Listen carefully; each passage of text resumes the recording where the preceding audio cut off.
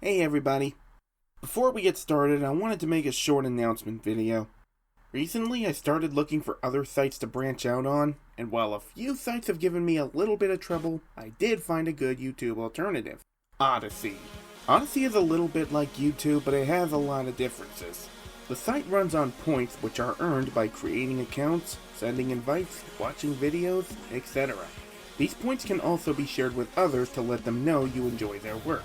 It's also easier to get paid on Odyssey. Unlike YouTube, where you have to have a certain amount of views and subscribers, if someone likes your content enough on Odyssey, they can choose to financially support your channel.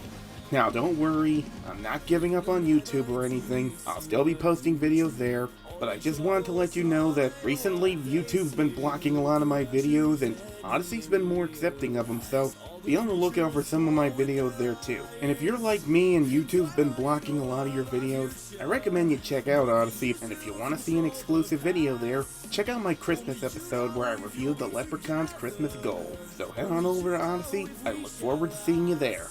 Now go watch Silver Be a Dork. Bye bye.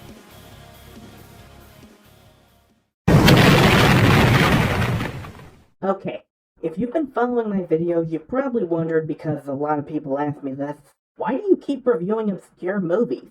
Your reviews of popular ones have led to more views. Well, I'll let the cinema snob explain it. I need all these movies to be instantly forgettable so that I can bitch! Okay, sorry, that was a bit much. What I meant to say is that I review forgotten movies because I actually enjoy doing them. Yeah, I know more people watch reviews of popular films, but I don't just do it for the views. Part of what makes doing reviews of forgotten movies fun is the sense of discovery. Looking at a movie that's not on DVD is like being a film archaeologist. Do you like hearing me talk about stupid things? Yeah, it's fun. Let's get started. Only you know if we shall last.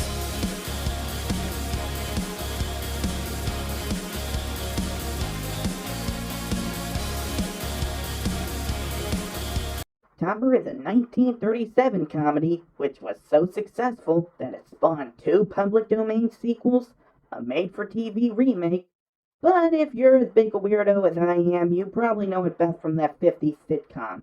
Yeah, the one about that guy with two ghost friends which later inspired Nickelodeon's The Haunted Hathaways. That last part might not be right, but the point is, this movie has gotten a huge following, but does it hold up, or has it become dated like that? This is Topper. So as the film opens, we're introduced to two of our main characters, George and Marion Kirby. I know what you're thinking, and no, they aren't nearly as cool as Nintendo's Kirby. As you can see, they're rich and equally irresponsible, as evidenced by George steering the car with his feet. Seriously, who's working the pedals? Oh, we're going to Wall Street to see old man Topper Ironbound Topper. and moss-covered Topper. Did I promise to meet at this bank for the annual meeting of the board of directors at 10:30 in the morning? Too many words, honey. That's what I thought. Well, I guess it's a good thing this is a ghost movie. I do want to see them dead. So if you missed the words in that song, they're on their way to meet with their friend Topper, who were first introduced... Well, another brunch has been skipped. So after that scene of I don't want to know what, we're introduced to Topper's wife, played by the good witch from The Wizard of Oz? Okay, I have no problem making a Wizard of Oz reference, but not when it's given to me that easily. Don't be silly. I've taken great pains to arrange your diet properly. You need sulfur. The eggs have sulfur. Why do I get the feeling this is what my life would be like if me and Blaze were still a couple? It turns out Topper here is the head of a bank in Wall Street, as George promised to meet with him for a board meeting. And when I say bored, I mean boring bored. Cash on hand in Federal Reserve Bank and due from banks and bankers, $660,220,262.99. Bullion abroad and in transit, $13,202,854.86. and no cents. Continue. Acceptance is $47,501,324.36. Best phone acceptance is held for investment, $7,986,449.39, which totals $39,514,874. Liabilities, endorsement acceptances, and foreign bills. I'm sorry, how far are we into this movie? 17 minutes into this movie and nothing funny has happened? Can we at least get a funny line? Okay, shoot. Shoot, huh? Better than that! I move we adjourn. I second the motion. Aye. Carried. Now, if you will excuse me, I have a great deal of business on my desk that I wish to attend to at once. Oh, thank Gaia, that scene's over. Strange city. Why do you pick on the bag? It doesn't pick on you. Oh, but that stuffed egg that runs it does. Stuffed eggs, I love them. You never know what's in them till you take a bite. Well, take a bite out of the topper for me once and crack your teeth. Whoa, easy there, movie. That kind of talk could get my YouTube channel taken down. But George ends up going too fast, and... No, you'll never make it, He drives around all over the town. Toots is the driving cat. I couldn't resist. Now here's what really happens. Who's that? It's us. Know something, George? I think we're dead. Which suddenly makes me realize, did their clothes die too? Was that gonna be a plot point? No, either do I. Now I wonder what happens. I don't know. But, in a surprisingly interesting twist, they realize that the reason they're still on Earth is because they never did anything to justify them being sent to either heaven or hell. How do they know this? Because it's the afterlife. And since we don't know anything about it, we're free to assume that anything goes. Maybe not. Maybe if we could do a good deed now and... Oh, George, you're fading.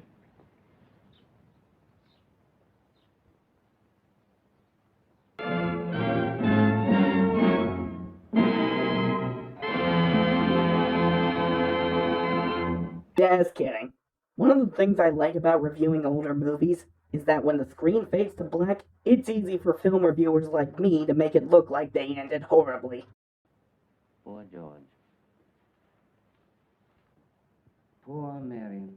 Oh yeah, he seems totally heartbroken. Okay, to be fair, I can't be too hard on this movie for the performances. Sound movies were a new thing in the 30s, so a lot of them weren't entirely sure how they should look and sound. So a lot of actors would either overact or underact. But with that said, Roland Young actually does great as Topper. He's easily the movie's highlight. Oh, for heaven's sake, Cosmo, what are you doing in that horrible contraption? Wait, Cosmo? His first name is Cosmo? Okay, should I make a joke about the Fairly Odd Parents or Sonic X? I can't decide, so I guess neither. So Topper buys George and Marion's car and takes it for a spin. He gets a flat tire, finds George and Marion, and faints because I'd faint too if I realized I was in a cheesy ghost movie. Topper, you can't get in your car and drive home because you've got a flat tire. Besides, it isn't your car, it's ours. Well, I'll walk. You can have the car. Mrs. Topper doesn't like the horrible thing anyway. Oh, George, did you hear? So George and Marion decide to help Topper, hoping that a good deed will get them into heaven. George goes to fix the tire as we learn that they don't have much ectoplasm, and they need to use ectoplasm to stay visible. You see, Toppy, we only have a certain amount of ectoplasm to use to get visible. Naturally, we can't waste it, can we? Of course not. Of course. And what else? Yeah, don't put them in sunlight, yeah, don't get them wet, and you don't feed them after midnight. Oh, no. So they get the tire changed and decide to help Topper improve his dull life. Because I'm sure having two people who nag and follow you around constantly would brighten your life. I mean, hey, A ghost haunts me, and my life is wonderful. No, not yet. You'll get to see her in the next video. Hey, no peeking! And there's something the movie agrees with me on. We both need a drink. While that's happening, we see Marion get back at the bellboy for insulting her earlier.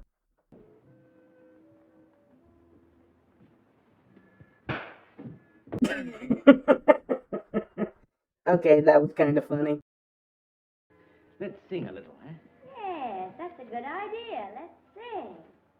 So Topper has a few too many drinks, so George and Marion try to take him to a drugstore for medicine. But they decide to become invisible, so you can probably guess what this leads to.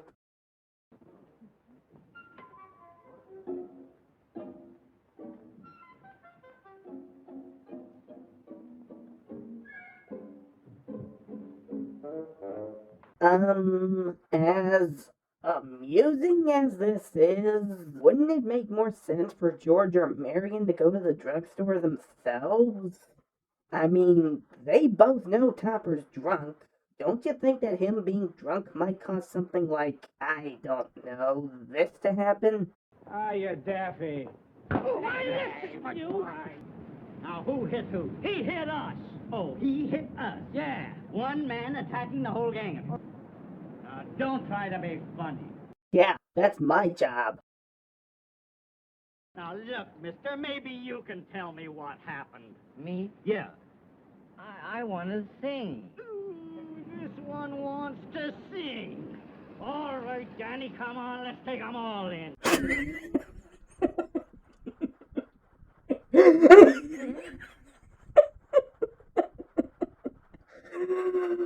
Oh, that was gold. Too bad we had to wait 52 minutes for it. I presume you wish to plead not guilty and tell your side of the story. On the contrary, Your Honor, I wish to plead guilty and get it over with. Well, in that case, you leave me no alternative except to fine you $100. So Topper gets in a lot of trouble and ends up becoming newsworthy. Kind of like how I became famous after debuting in one of the worst Sonic games ever. But that doesn't stop Marion from being a pest.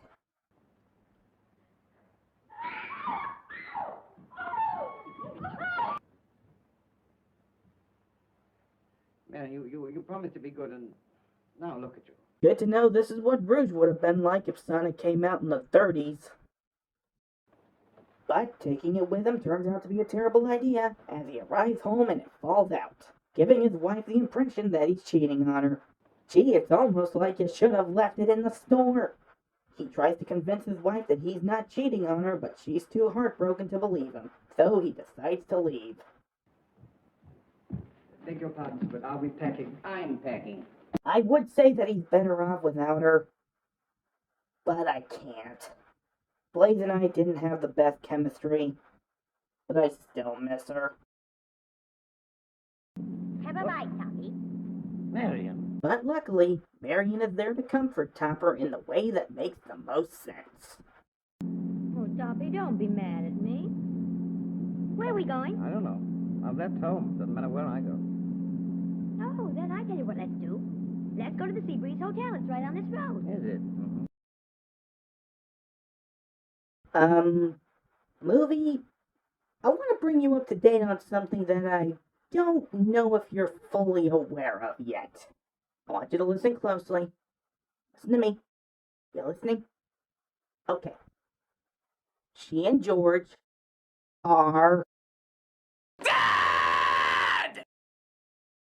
This is my biggest problem with the movie. People tell me I'm being too hard on this, but this is how I feel, so I'm going to express it. What is wrong with Marion here? Death is not some weird mental phase. It's death!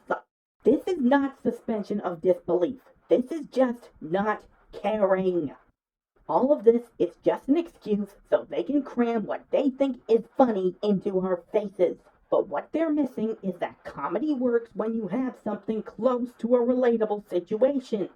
And nothing about what Marion is doing while she's dead is relatable. I know some of my viewers don't like it when I reference other film reviewers, but take it, Nostalgia Critic. It's like saying, oh my god, America just blew up. Well, let's go start making cream cheese. You don't think we should do something else? No, the cream cheese seems the most logical. Well, I can't see no reason not to. Let's do it. Cream cheese. Cream cheese. So Topper and Marion stop by a seaside hotel.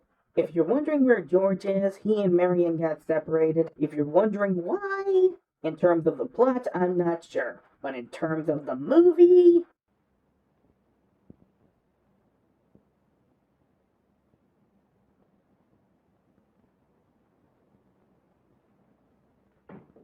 Mrs. Topper,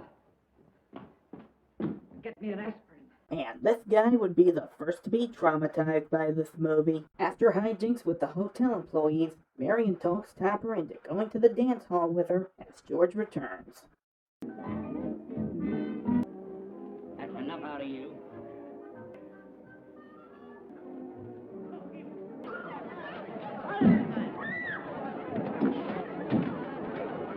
We finally see something exciting happen as the police show up to investigate, while George and Marion keep everyone distracted long enough for Topper to get to the car. Okay, moments like this are what more comedies need. It's easier to forgive subpar humor as long as it's entertaining. All I know is I've got to go there fast. Slow down! Fast, slow down! George crashes the car again, and in an event I don't really understand, Topper nearly becomes a ghost, but rather than freaking out like I think most people would, he decides he wants to stay a ghost and be with George and Marion. I'd rather stay here with you and Marion, even though it is like living on the top of a volcano. Oh, but Topper, you've got to go back. You don't know how much it means to No, us. I guess the idea is that his life has been so boring that now that he's had a chance to do something different, he doesn't want it to end. But one, if you want to change your life, I'm sure there's a million other ways to do it. And two, why would he want to be with them? What bond did he have with them? He disagreed with them constantly, they got him into trouble, and every chance he had, he tried to get away. Kind of feels like the writer was scared of character progression or something. I've got to go. But I'll get up when I feel like it in the morning and I'll have some fun. So Topper wakes up the next day and is reunited with his wife. So long, Toppy. We're on our way. Won't be seeing you anymore, Toppy. And having showed Topper a good time, George and Marion are called up to heaven as they performed a good deed. Which, if you think about it, is stupid since they ruined his life before that.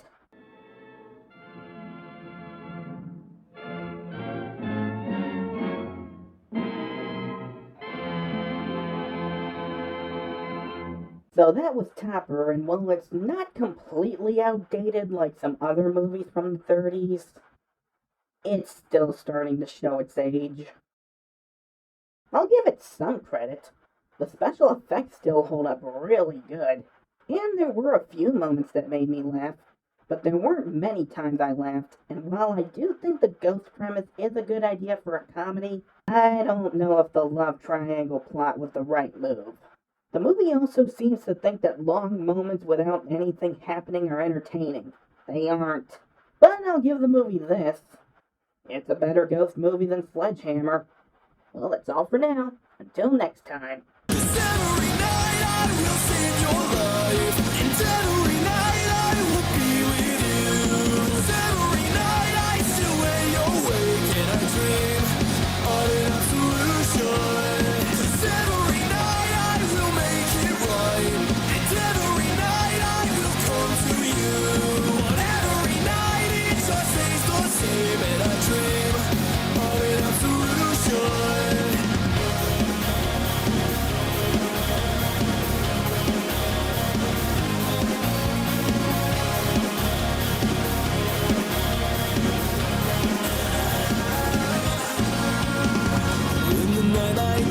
You see what you dream, all your triumphs and all you'll ever be. Look around you, then you may realize happiness lies trapped in misery. And who knows what of our future? We can all try to change our past. Only you know if